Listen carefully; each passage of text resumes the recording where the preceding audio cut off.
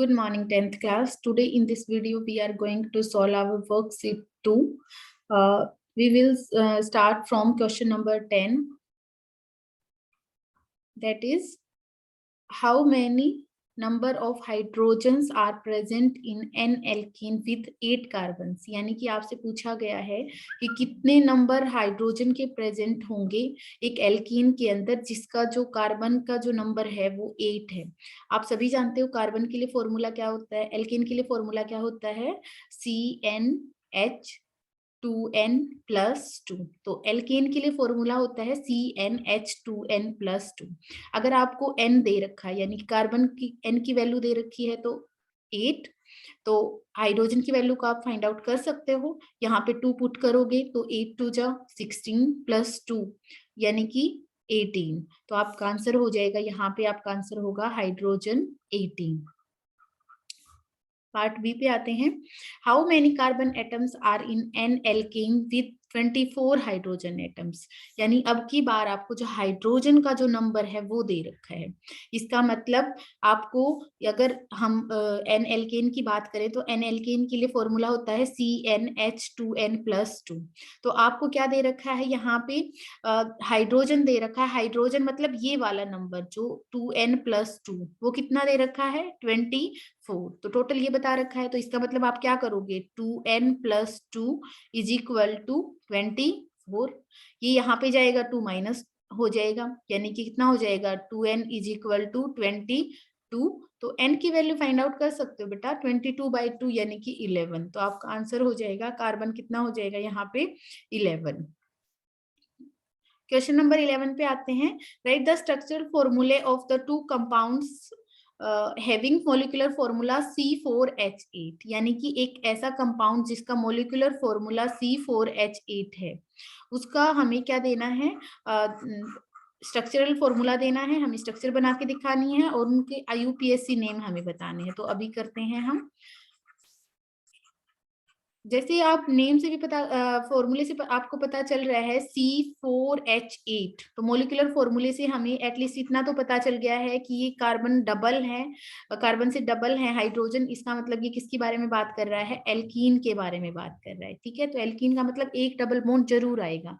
और हमें बोला गया है कि आप इसके स्ट्रक्चर ड्रॉ करके दिखाइए। तो ठीक है, 1 2 3 4, तो एटलीस्ट एक डबल बॉन्ड हम बात करते हैं। ये फॉर्मूला जो बनता है जनरल फॉर्मूला, उसमें एक डबल बॉन्ड आता है, तो ये पोजीशन पे आ सकता है। तो बाकी के 2, यहाँ पे 2 हाइड्रोजन, यहाँ पे 3 बॉन्ड हो गए हैं तो 1 हाइड्रोजन, यहाँ पे 2 बॉन्ड हो गए हैं तो 2 हाइड्रोजन, यहाँ पे 1 बॉन्ड हो गया है तो बाकी के 3 क्या हो जाएंगे हाइड्रोजन। तो हम क्या बात करेंगे 1 2 3 4। तो हमारे पास 4 कार्बन एटम्स हैं। तो ये इसकी नेमिंग की बात करें तो 1 2 3 4, 4 के लिए क्या हो जाएगा ब्यूट।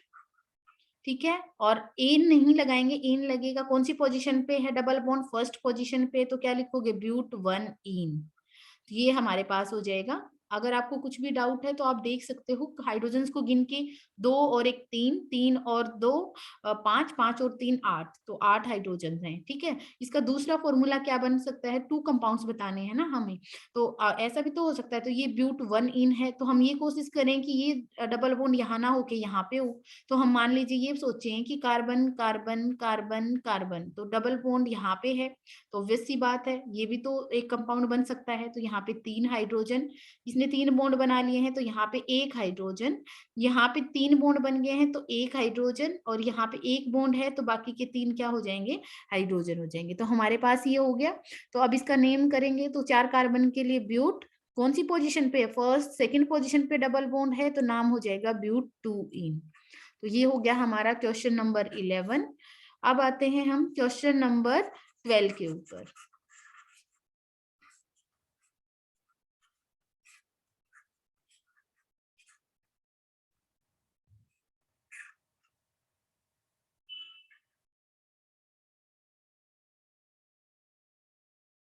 क्वेश्चन नंबर 12 दे रखा है हमें, is there an alkane containing 23 hydrogen atoms, if so give its structural formula if not explain why. ये कह रहा है कि क्या कोई ऐसा एल्कीन बन सकता है जिसके अंदर 23 हाइड्रोजन एटम्स बने। तो हम फॉर्मूला लिख के देख लेते हैं। फॉर्मूला एल्केन के लिए क्या लिखा जाता है, CnH2n+2।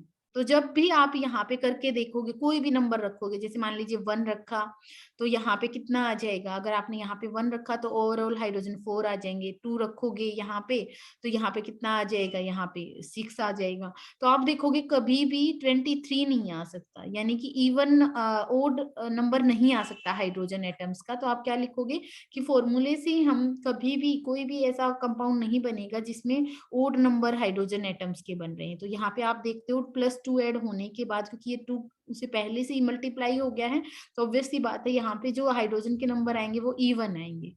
ठीक है, तो आप आंसर करोगे कि नहीं, ये पॉसिबल नहीं है, क्योंकि फॉर्मूले से ये वाला कंपाउंड नहीं बन सकता।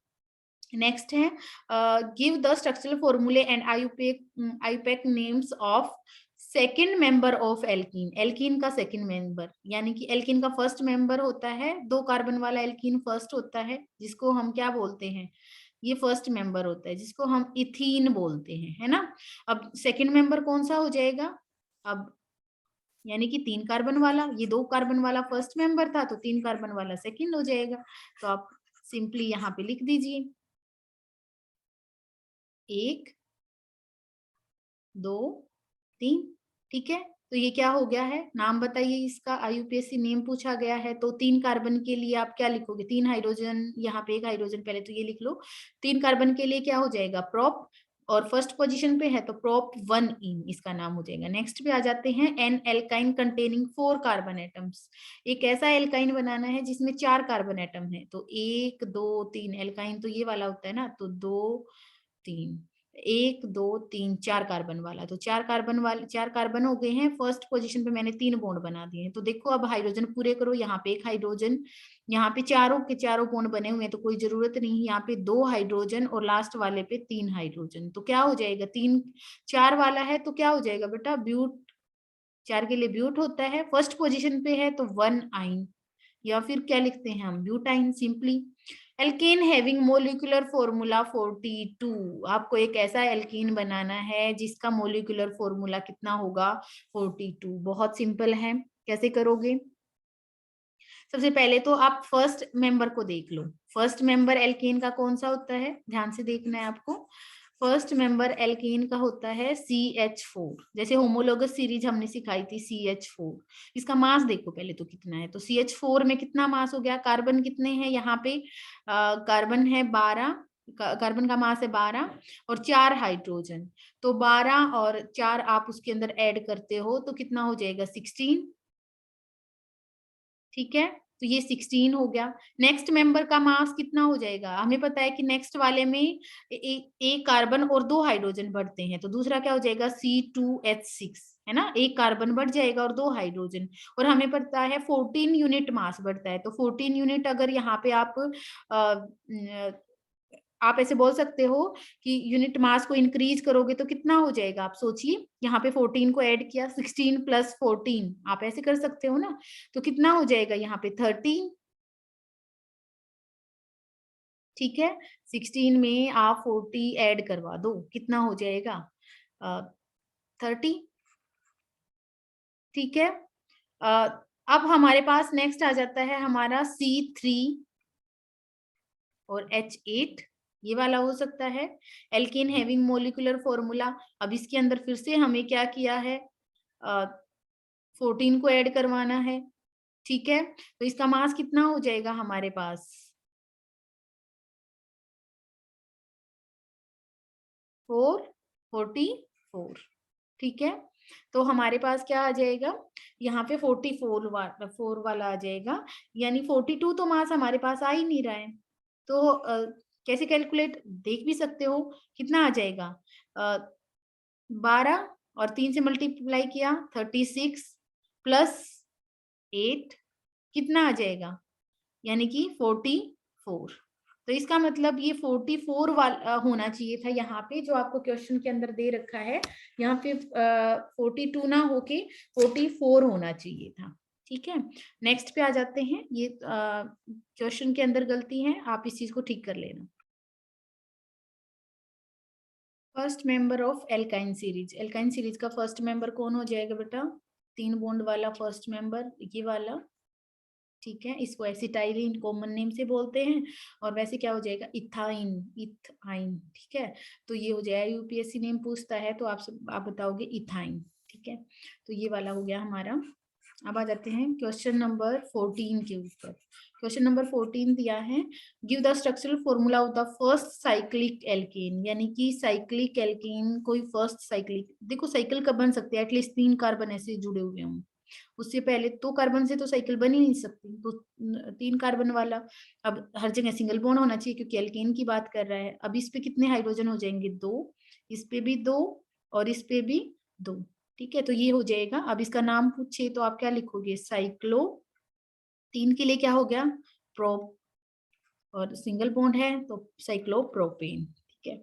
अब आ जाता है हमारा नेक्स्ट क्वेश्चन नंबर 15 है, how many isomers of the following hydrocarbons possible, यानी कि इनके अंदर कितने हाइड्रोकार्बन्स पॉसिबल हैं? तो ये क्या है?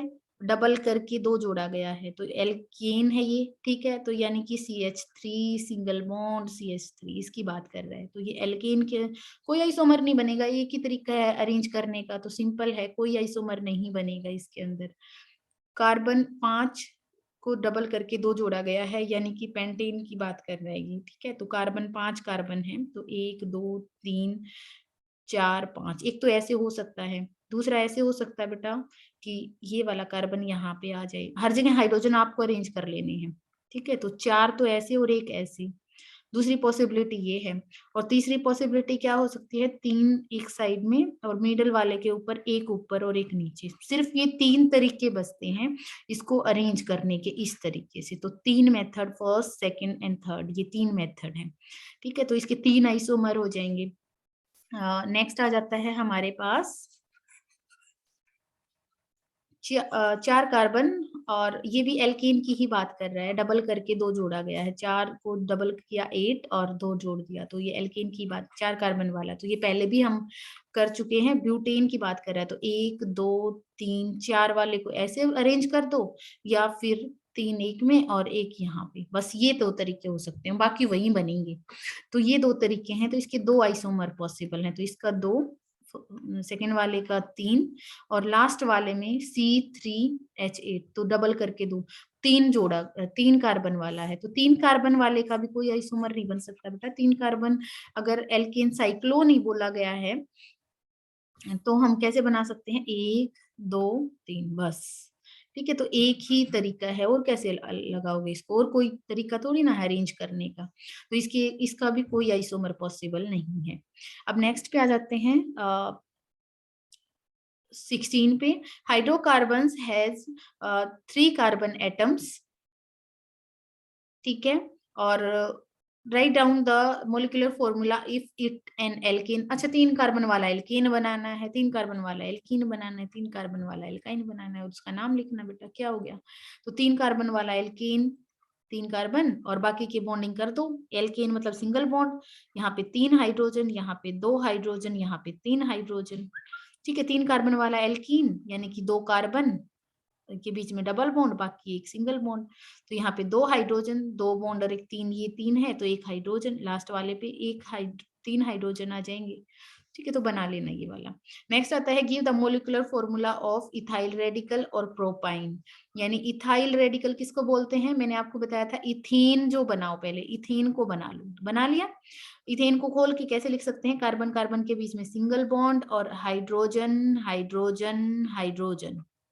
इसी तरीके से यहाँ पे भी हाइड्रोजन हाइड्रोजन हाइड्रोजन, एक हाइड्रोजन को कम कर दो बेटा, ठीक है। तो ये क्या था? हाइड्रोजन था तो पूरा इथेन था, लेकिन अगर इस हाइड्रोजन को हटा दिया हमने तो ये क्या हो गया? C2H5 हो गया, तो ये क्या हो गया है? इथाइल हो गया है।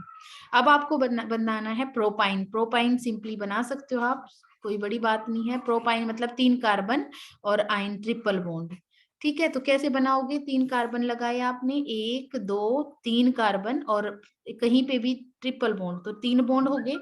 यहाँ पे एक हाइड्रोजन, यहाँ पे 4 बॉन्ड है, कोई दिक्कत नहीं है। यहाँ पे 1 बॉन्ड है कार्बन का, बाकी के 3 क्या हो जाएंगे? हाइड्रोजन हो जाएंगे। तो हम इस तरीके से करेंगे प्रोपाइन के लिए। लास्ट वाला 18 आपका क्यों सिलेबस के अंदर नहीं है अब की बार, तो आप करोगे सिर्फ 17 तक।